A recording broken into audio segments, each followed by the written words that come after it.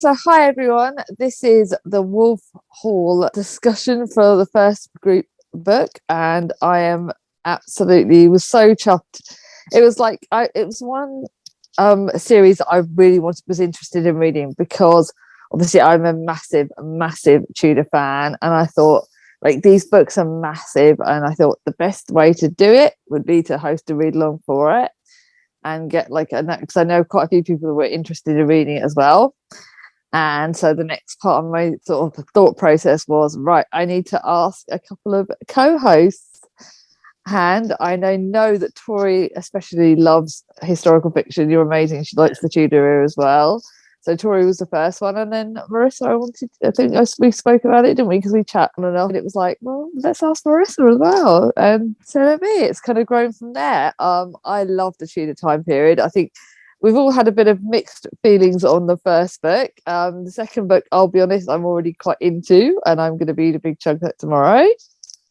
And then I think we're all a bit nervous about the last one, but we'll just play it all by ear. The group's working out really well on our little Voxer group because I think we're all reading it. No one's having to do a set pace, which I think is working quite nicely. I'm looking forward to chatting about it with these other lovely ladies. Yeah, same here. Me too.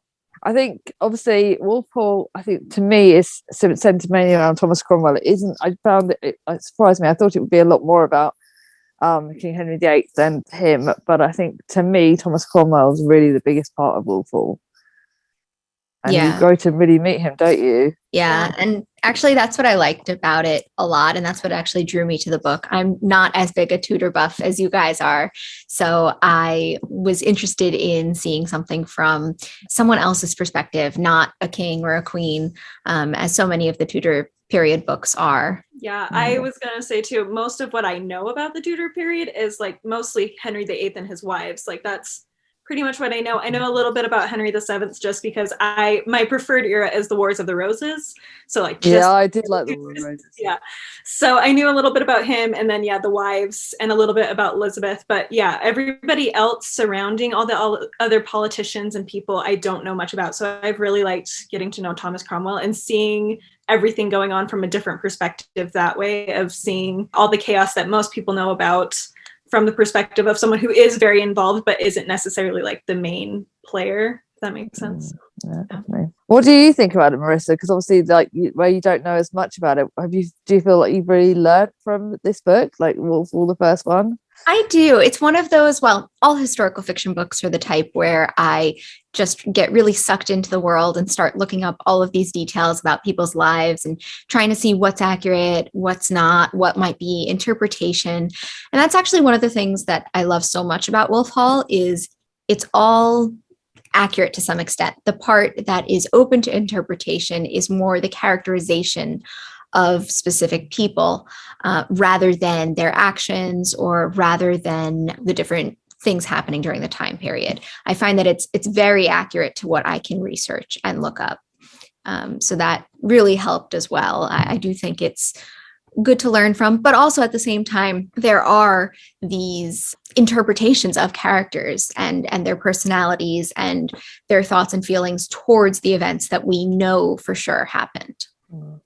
I think something like, because obviously I've read quite a few different authors, Tudor authors that have written about it, and I don't think they've all been as factual as Hilary Mantel seems to have done in this series. A lot of the time with the historical fiction books with the Tudor time period, you do find yourself going, right, how much of that is fiction and how much is non-fiction? But we know a lot more that Wolf Hall was a lot more accurate, and I think it was good to sort of see Thomas Cromwell and how he's part of it. And this is the one that really sets us up, and I think it will be interesting to find out what you guys all think when we do go on to the next one, because obviously a lot of the startup of this book is very much setting the scene, which is why a lot of people found it quite slow at the start, didn't we? We found it very slow paced.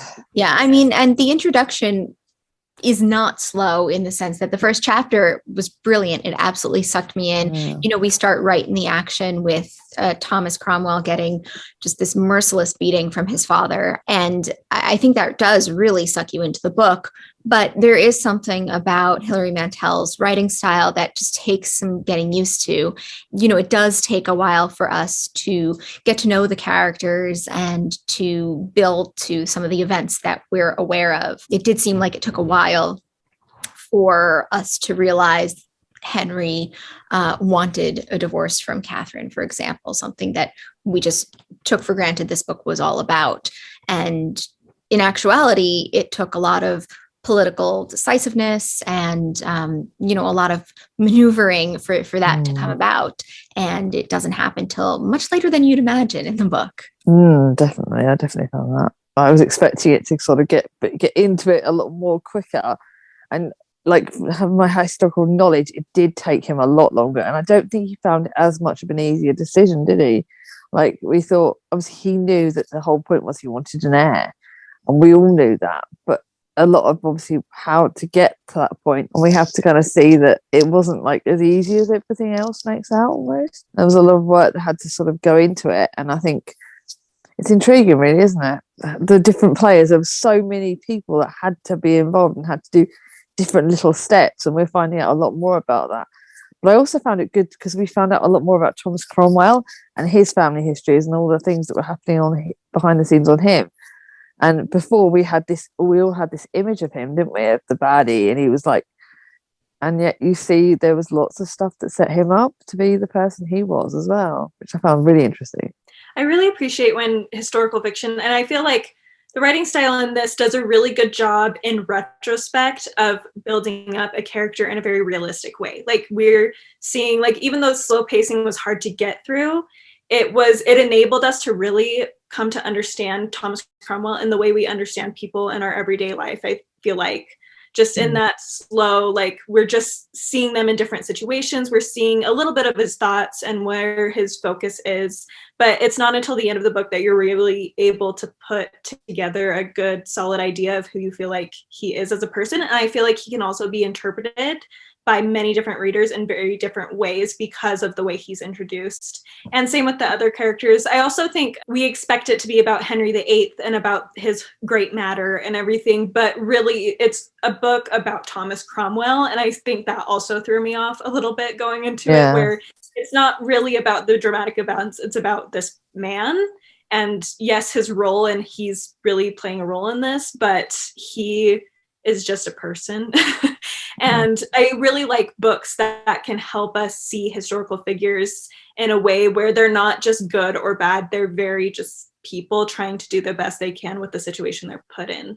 Yeah, and I think this book definitely does that. I think just looking at the historical facts, Thomas Cromwell could be interpreted many different ways as a person, and the way Hilary Mantel chose to interpret him is incredibly sympathetic and incredibly realistic as a person, rather than this caricature that history has created. It's definitely very easy to think of him as just like the bad guy because he was the one that did so many different things in that time. And I think that's the whole reason why I think we needed to read this book. I think to me, it's really given me a different perspective. And I'm definitely like a lot more. I've learned a lot from this book. And I think sometimes you do. That's what I love about historical fiction, though, isn't it? That different authors can have different takes on it. Different pieces of information can be given to us in so many different ways. And yes, this is a Mahusive book. It's massive, but it's been really good. I definitely can already tell you guys that Bring Up the Bodies is going to be a lot faster paced. And I don't even know if I'm going to, I can just tell I'm going to read it this month. Like it's just going to just be flown through because it's just so fast. And it's so fast because that is like half the size of Mirror of the Light. Yeah, I've been putting it off because I wanted to talk about Wolf Hall without the influence of Bring Up the Bodies, but I've been missing it. I want to read more Hilary Mantel, which is strange because it did take me so long to get into the writing style, and I have nothing but seeming complaints about it, which is odd when I am craving more of her writing. But isn't that the sign of a good writer, though, isn't it? When those thoughts don't leave your head. And even though you struggle with the book, you're desperate to get to the next one. And I think that shows where the good writing is. And I think I haven't read it since the start of the week because obviously my own readathon and stuff. I'm just trying to like do a massive onslaught, just read like a big chunk in one go, because something that I learned reading Wolf Hall was I couldn't just read a small amount a day. It was just that when I first started reading, it was really a slog to do it that way. It was like, oh, I just want to get into it. I wasn't connecting with it. And some classics you need to read slowly. But I think with Wolf Hall, I had to read a big chunk in one go. From what I've heard, Bring Up the Bodies, Hilary Mantel wanted to end it at this dramatic point, but then she shoved the rest into Mirror of the Light of his life. And so I've heard it's a little slower, and I can imagine, based on what little I know about the history, that it probably will feel a bit slower, less dramatic. Yeah, let's just see how we do. I think the whole point of our little Boxer group something is that we can all do it in our own space. We will always say, right, okay, before we do that, like leave our voice message, this is where we've read up to. And I think that's something that we can talk about on this live chat, is the fact that, you know, we are doing it at our own pace. Everyone has then got the flexibility to work it around their own schedules, because historical fiction, everyone has their own way of reading it, and some people need to go little bit by bit, and other people need to go like do it in chunks. Big books need to be taken whatever way is comfortable for each person. I think, yeah, it worked really well on our group chat reading Wolf Hall. Some people have finished it by the time this is going to go live, and other people haven't, and it's going to be looking forward to seeing what people think and if people have enjoyed it. I think in general the groups have enjoyed. They've certainly found this first start. I think a lot of people found the first bit slower, like we did. But as the more people read, the more people kind of got into it. Some people left, and some people just. Yeah, I've been really enjoying the group chat on Voxer and everyone who's contributed their thoughts. It's been really fascinating to see. Gotten some good book recommendations just about the Tudors in general. And yeah, I think everyone going at their own pace has been working really well. Unfortunately, there were some people who couldn't get on with Hilary Mantel's writing style and decided to abandon the project, or just decided this wasn't the right time for them to read this book. And I mean, you know, I respect that, because it's no fun slogging through something that it's very clearly not the right time for you to read. So hopefully they'll realize how wonderful it is at another time. Definitely found it quite fascinating. I think it's given me I've got a whole Tudor shelf over there, and I'm like, oh, I'm just looking forward to what am I going to read next? I had a bit of a slump with my Tudor time period after last year, where I read so much Tudor. I read the whole of the Philippa Gregory Plantation series last year, so I was a bit nervous going into more Tudor this year, and it kind of okay, am I gonna? But now I've kind of looking at my shelf going, right, I think I'm actually going to try again and give it another, see if I can read someone else's, right? Or it might try a different author or different perspectives and see what I want to go to. Jean Play's kind of giving me a bit of a tingly feeling at the moment.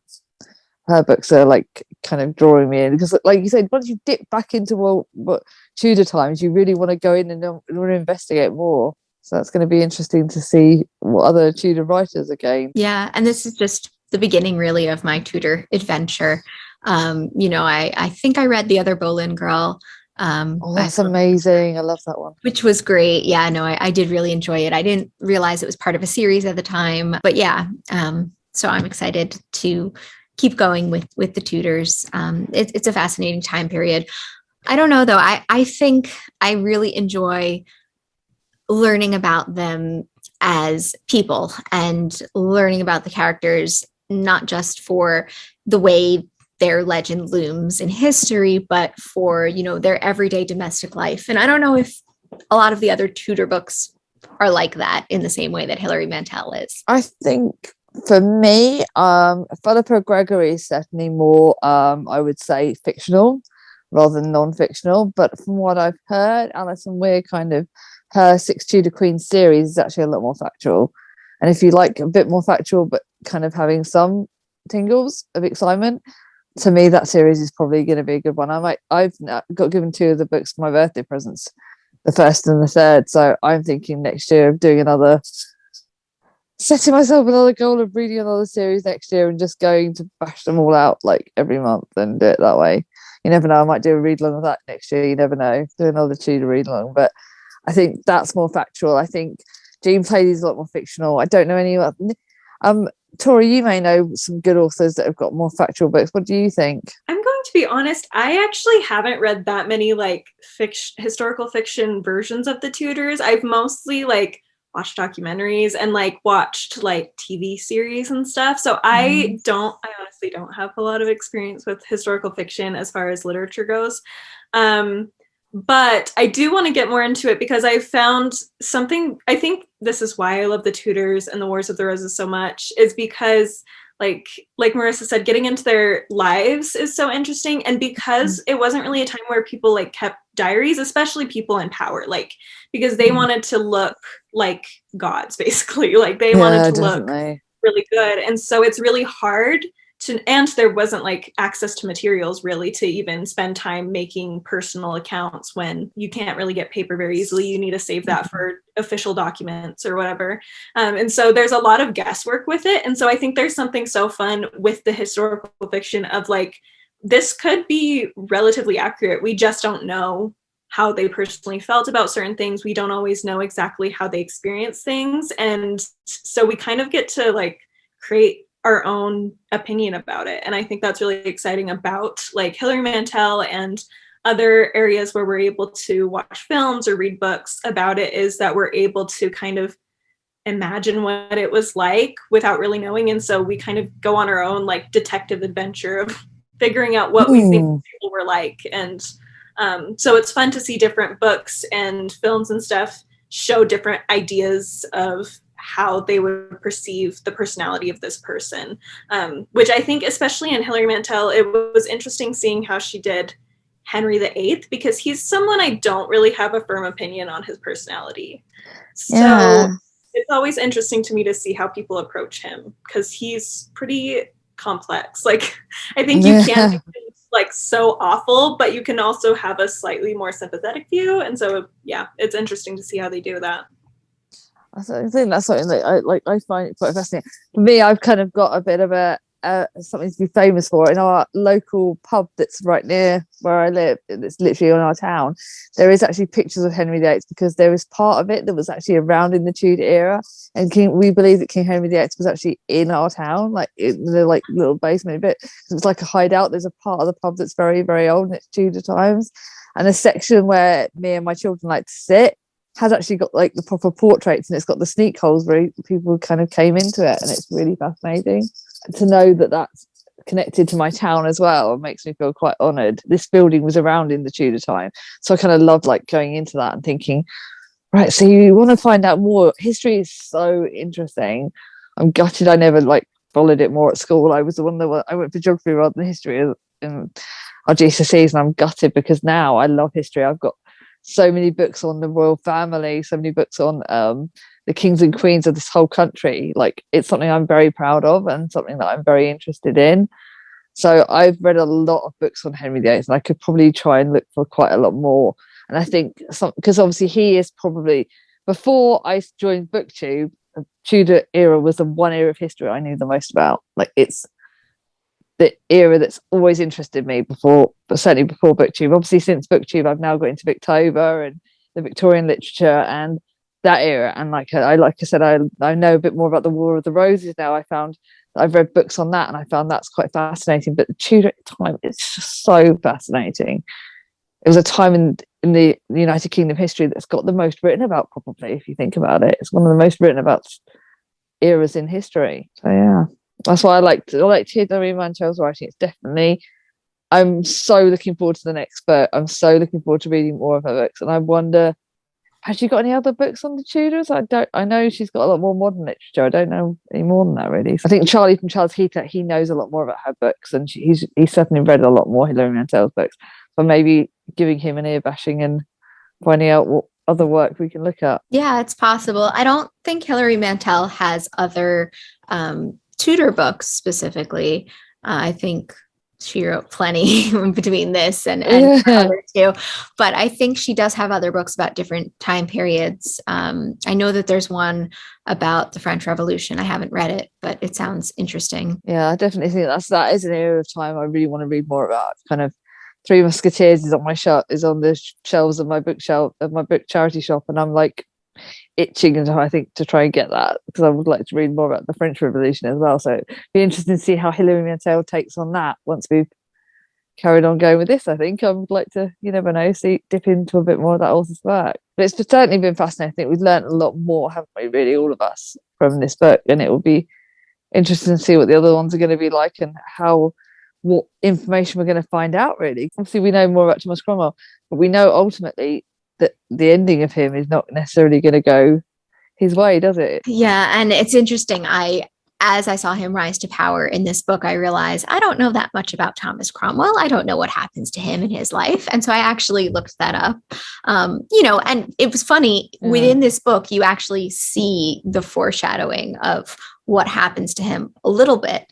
And, I don't know all the details, but I think, Thomas Cromwell's relationship with Cardinal Wolsey and the way that's explored, and how Cardinal Wolsey is, a father figure and a role model to Thomas Cromwell in the book is also in some ways a bit of foreshadowing that we hear so much in this book about the change in favor of Henry VIII, and, how the court is really a pit of snakes in some ways, and how, one day someone has power and the next day they are locked in the tower.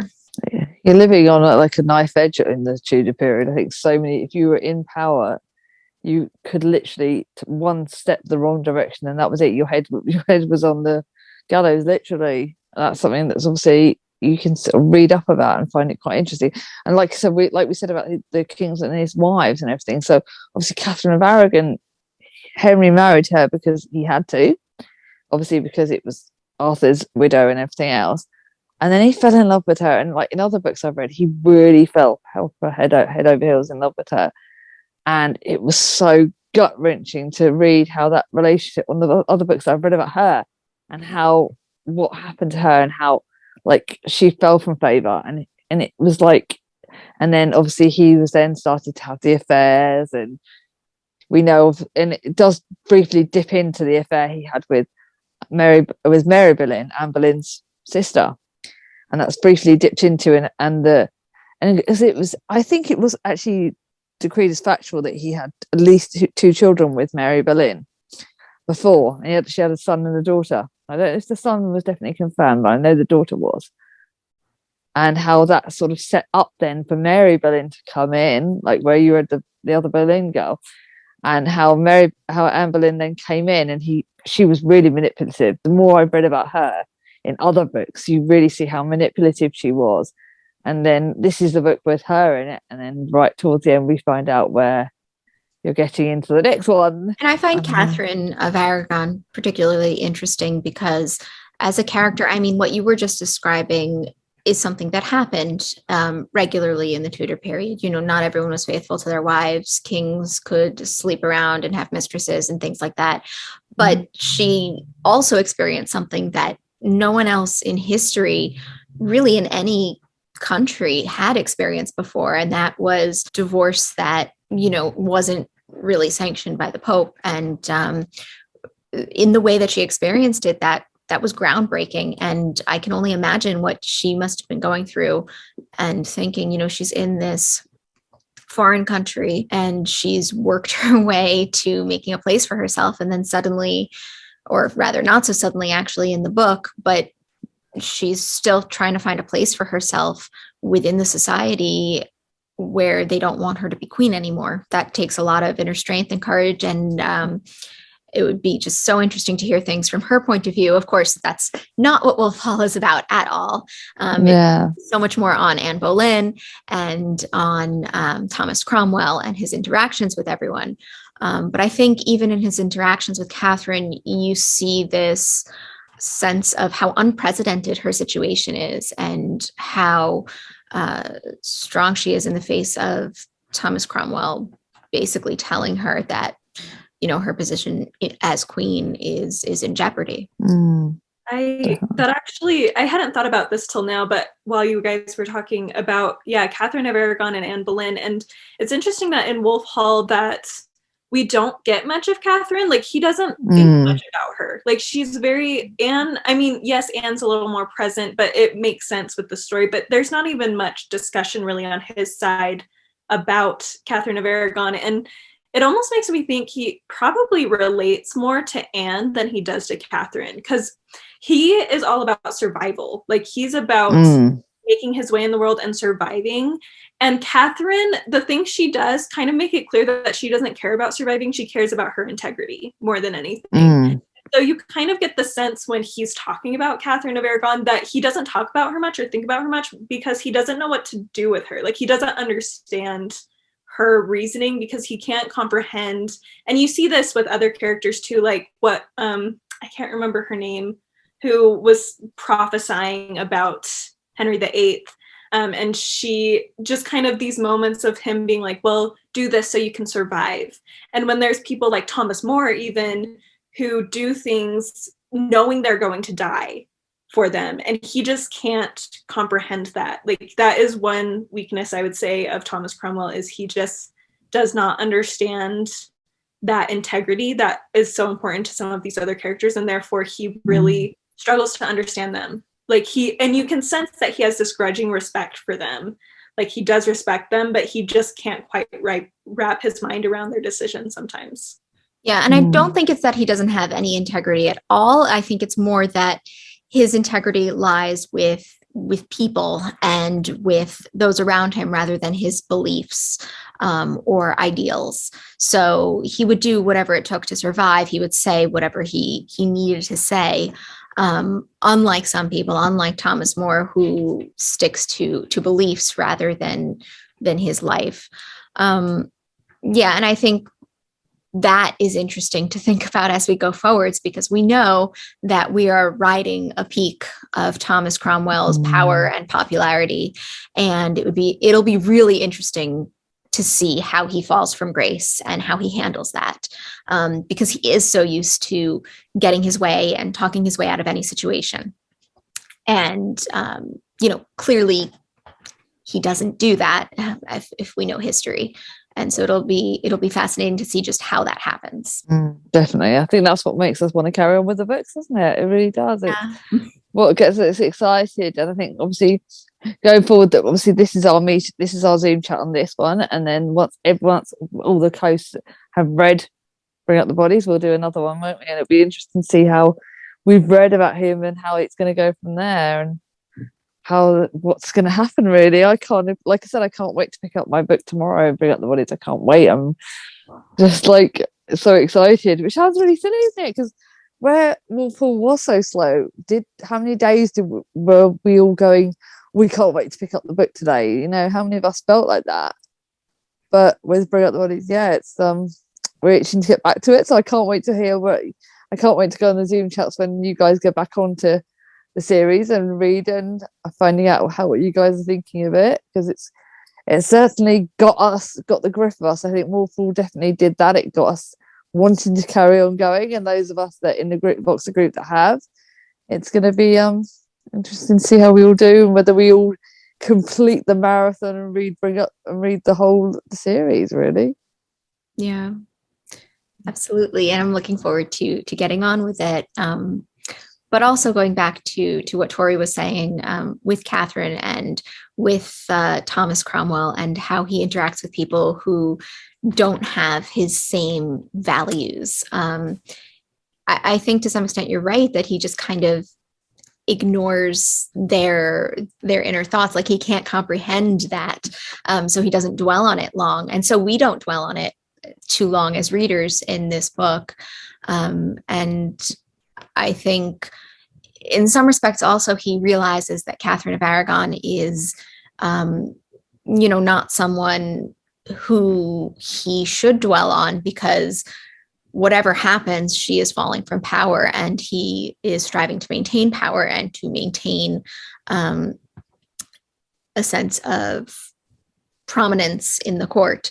And that means looking elsewhere and focusing his efforts on others, like Anne Boleyn, for example. Yeah, who really did fight for power, didn't she? She did everything in her power to get to where she was in the end. She fought long and hard. So obviously he's going to focus. If you want to survive, you're going to put your bets on the winning bet, aren't you? Really, you're not going to fight for the loser. Yeah, and I think it's really interesting to see those parallels between Thomas Cromwell and Anne Boleyn, also, like you were saying, Tori, a bit about, in some ways they're both outsiders. Thomas Cromwell, because of his upbringing and his low birth, and in Anne Boleyn's case, because of her foreignness and, her ties with France. I also think just the fact that she's a woman who is willing to do what she can to get power in such an obvious, blatant way. I think back then it was expected, some women may work for power, but it's going to be more subtle. It's going to be more political, as opposed to someone who's using their body or using their mind. Like, she's just very manipulative. And I think also she's very intelligent. Like, she is very smart, and you can tell she was trained in the French court. She learned a lot about not just like how to get the attention of a man, but about religion and politics. And she's just smart enough to know how to manipulate that. But I think that scared probably a lot of people at the time too, which made her easy to vilify because fear is easy to work with. I think she definitely seems to be one of the biggest villains in the Tudor time period in general. When you read about the whole of Henry VIII's wives in general, you read that she really was portrayed as the worst one, and it's quite sad, really, because obviously she still did fight for what she went. She did the background in France, like you say. She learned a lot, and she did what she needed to do. But the Boleyn family are quite interesting in itself. So obviously, you think their family, everything. The more you read about them, there's quite an interesting family and what they all did. So Thomas Cromwell's obviously got his family background that made him who he was, with being beaten up, as like we say in the start. And our family is what makes us who we are, and not just our experiences. So, and obviously you read about how his family changed throughout when you read the book, losing so many of his family, didn't he? So it's quite interesting. Yeah, and I think the importance of family in this book is paramount. You have, the political side of it, where Henry needs to create a male heir, and that's what obviously spurs him to seek Anne Boleyn and his other wives in succession. But you also have Thomas Cromwell and his family, not just his family that we start the book with, but his found family, the people who he takes in from, all different walks of life, and who he protects and trains and makes a better life for. And you have the family of the church in some ways, or though at this point it's a fragmented family, or it's becoming more and more fragmented. Yeah, I feel like it's interesting watching how much Thomas Cromwell's early days impact him, because throughout the story he's constantly talking, like his brain is going back to previous experiences, to his childhood, to things that happened when he was a youth. And I think that's very telling of who he is as a person. Like we kind of talked about in the Boxer group, but fatherhood is a void in his life. Like we start off, the very first thing we learn about him is that his father beat him as a child. And that's how Hilary Mantel decides to start off the story. And that just really sets the tone for the rest, because from then on, he's constantly seeking father figures, and he's seeking to be a better father in his own life. He is seeking to provide fatherhood for other people because he didn't have it. And so we see with Cardinal Wolsey, he has a father figure there. And I think even with Henry VIII, on some level, even though Henry is younger than him, the fact that Henry's in this powerful position and has so much, he is an ultimate protector. Like if you have the king's grace, then you are protected. And so, at least as long as you have it. And Thomas Cromwell really is seeking that. Like we read towards the end of the book that he has this growing respect for Henry. And it almost feels like because he is learning to try to almost trust him and respect him as a leader. And then, Thomas Cromwell himself is constantly looking to be a father for other people. Every time he comes across someone who is in not a good situation, he's willing to bring them in if they just ask. And he's always open to showing that care. Even for Mary, Princess Mary, you see him really acting as a father as much as he can for her. It's like the one moment he's really soft, like his son is surprised when he sees how his father reacts to Mary. And it's almost like he understands, like Mary's being mistreated by her father. And so he kind of knows what that's like, and so he reaches out to her. But it's super interesting to watch his development from that lens and how important that is in the story. Especially because the other characters in the story, and a lot of historians and people, just when they think about him as a character, think of him as this cunning, manipulative person. And there definitely is an aspect of that. I mean, he is able to use words to get what he wants for the most part. But in this book, at least, he also advises others and uses those words to try to protect people. Ultimately, he does have to carry out Henry's will, and so sometimes he's just not able to save everyone. There are parts where he said, "Is if I were in charge, if things were different." But he still advises people on what he would do in their situation and in how to manipulate the situation to their advantage, whether they accept that protection and advice or not. Definitely think Thomas Cromwell is definitely someone that's grown on me throughout this book. You're so right, Marissa. Yeah, and I think it's interesting to look at the types of things he does in comparison to his own father. And there's this aspect of us wondering, is he becoming his own father in some ways? Is he incredibly abusive and manipulative? And is he using his power to beat others into the ground? Or is he using his power and his found power to protect others and to form his own little pack of people, if you will? Yeah, I think this has definitely been a good book to read about and to see a different person and to get a more rounded view of Thomas Cromwell.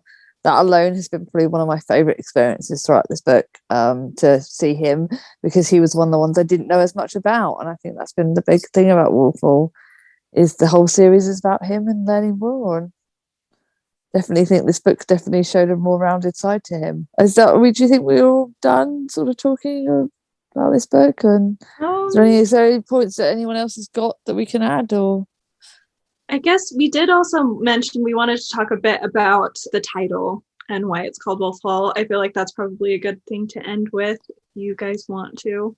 Because I do think it's interesting that we don't really even know much about Wolf Hall. I mean, it's periodically mentioned that it's the Seymour's residence, but it's not really until the end that it becomes like, okay, we're going there. It's interesting that the title of the book is The Home of the Seymours, who are so not really present. I mean, we see Jane obviously throughout the book, and we know what's going to happen. We know that she's going to be the next queen, but I don't know. What do you guys think about that? it didn't make sense to me. Like, I was like, why is it called Wolf Hall? But yeah, Wolf Hall is not mentioned till right at the very end, really. The Wolf Hall should be like the second book title, because that's the book that really where it's set. So why on earth you put Wolf Hall as the title to book one? That makes about diddly squat sense to me. My brain cells could not comprehend that, to be honest. Yeah, I think it's all about being opportunistic. And in some ways, I think that Wolf Hall, even though it's the Seymour's house, is also a good way of describing Henry's court. That it's this place of manipulation, but also a place of protection. I used the word pack before, and wolves are very into family, into their packs, into protecting each other and working together. But when there's an outsider, they turn against them and they become very fierce and vicious.